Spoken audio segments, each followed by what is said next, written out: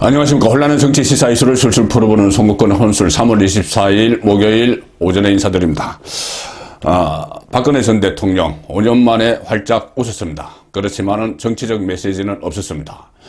박근혜 전 대통령이 꼭 5년 만에 그리고 사면을 받은 지 3개월 만에 오늘 오전 8시 30분에 삼성병원에서 퇴원을 해서 동작동 국립현충원을 거쳐서 대구 달성군에 새로 마련된 사저로 지금 이동을 하고 있습니다.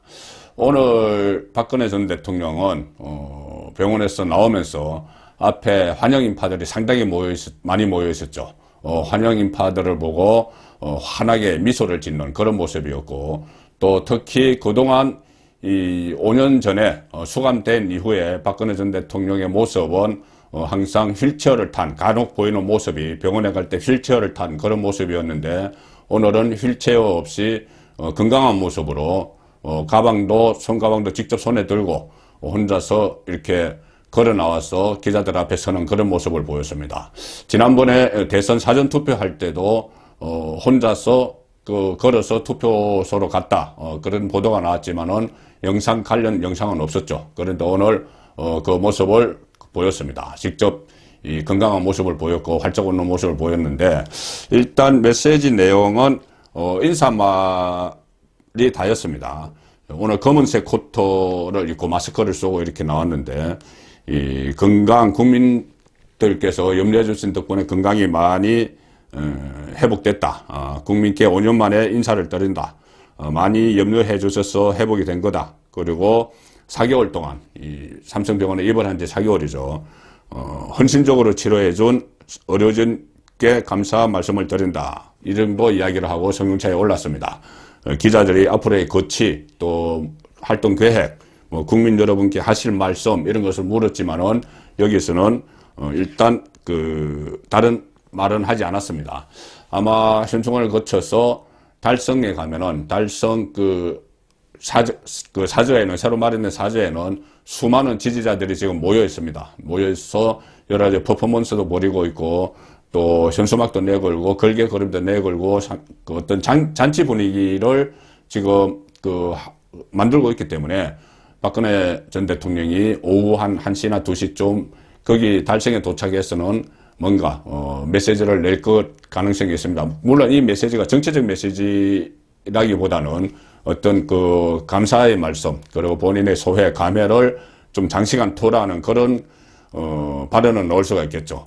가령 예를 들어서 윤석열 대통령 당선인에 대한 어떤 평가나 이런 것은 나오기 어렵다고 봅니다. 또 문재인 이 정권에 대한 이야기 같은 것도 나오기 어렵다고 보고, 저번에 제가 한번 말씀을 드렸죠. 몇 차례 말씀을 드렸는데, 특사가 되고 나서 박근혜 전 대통령이 유영하 변호사를 통해서 문재인 대통령에게 심심한 사의를 표한다.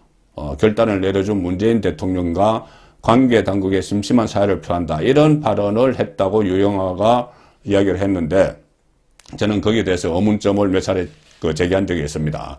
자, 그래서 오늘 일단 삼성병원에서는 그런 정치적 발언이 나오지 않았고, 달성에서도 정치적 발언보다는 본인의 소회를 이야기하고 지지자들에게 5년 동안 한결같이 성원을 해주고 걱정을 해준 지지자들에게 감사의 말을 하는, 자, 그 정도 메시지를 남기지 않겠느냐, 그렇게 예상이 됩니다. 자, 그러면 앞으로 어떻게 할 것이냐. 앞으로 일단 오늘 환한 표정을 봐서 그냥 거의 칩거하다시피 이렇게 사저에만 있을 것 같지는 않지만, 그렇다고 어떤 정치적 활동을 재개하거나 이런 것도 아닌 것 같습니다. 일단 낙향을 했다, 이런 의미에서 보면은 제한된 범위 내에서, 본인이 허용되는 범위 내에서 좀 할 수 있는 그런 활동 정도는 하지 않겠느냐. 그러니까 내방객을 맞아들인다든지 또 그 정도 모습은 좀 보이지 않겠느냐. 나중에 혹시라도 시간이 좀 지나서 어떤 대회, 어떤 공식 행사 같은 데 참석을 하든거나 그런 건 할 수 있겠죠.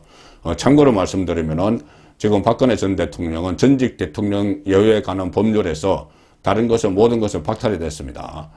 박탈이 되고 유일하게 남은 것이 경호입니다. 경호는 어떤 그 예우가 박탈이 되더라도 국가 기밀을 많이 알고 있기 때문에 그 경호는 항상 하게 됩니다. 전직 대통령에 대해서. 이명박 전 대통령도 마찬가지죠. 자, 그래서 제한된 활동을 할 것으로 보는데, 당장 두 가지 이 관점에서 보시면은 앞으로 박근혜 전 대통령 활동 방향이 읽힙니다. 첫째는 윤석열 대통령 당선인이 다음 주부터 지방 현장을 순회를 합니다. 지방을 순회를 해서 민심을 듣고 새 정부의 정책에 반영을 하기 위한 그런 프로그램을 만들었죠. 그래서 아마 대구에 가장 먼저 갈 가능성이 높습니다. 본인이 대구에서 3번이나 검사 생활을 했고 또 이번 대선 과정에서 가장 많은 표를 몰아줬기 때문에 대구로 갈 가능성이 있습니다.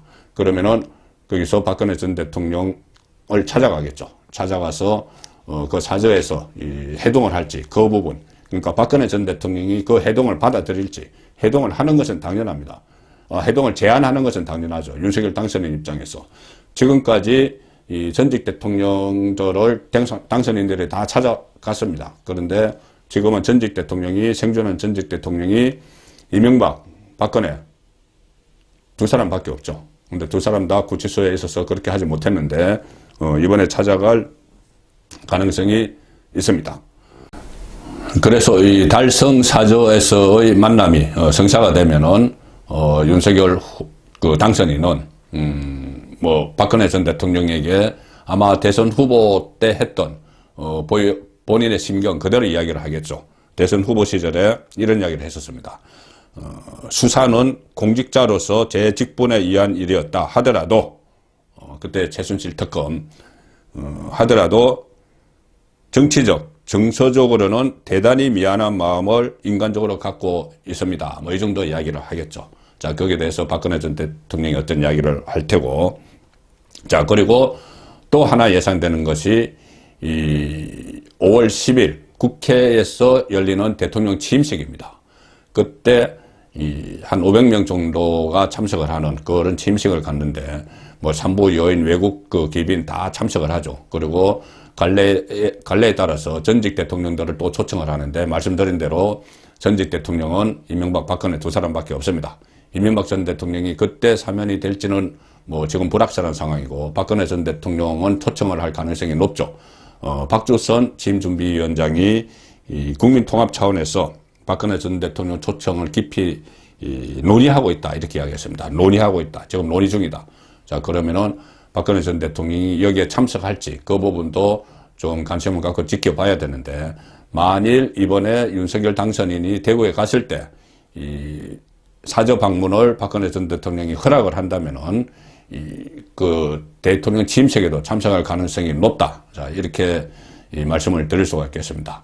어쨌든 지금 앞으로 박근혜 전 대통령의 앞으로 어떤 활동을 할지, 자, 이런 부분은 아마 오늘 오후에 다시 좀 자세하게 본인의 심경을 이야기하는 달성에서의 발언을 지켜봐야 되지만은 현재로서는 그냥 칩거를 하는 그 5년 동안의 수감 생활을 끝나고 그냥 낙향을 해서 칩거를 하고 외부와 단절하는 자, 그런 활동은 하지 않을 것 같은 느낌을 저는 오늘 박근혜 전 대통령의 그 표정, 환하게 그 웃는 5년 만에 환하게 웃는 표정에서 읽었습니다.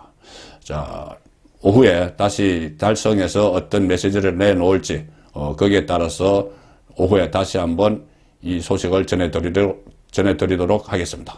감사합니다.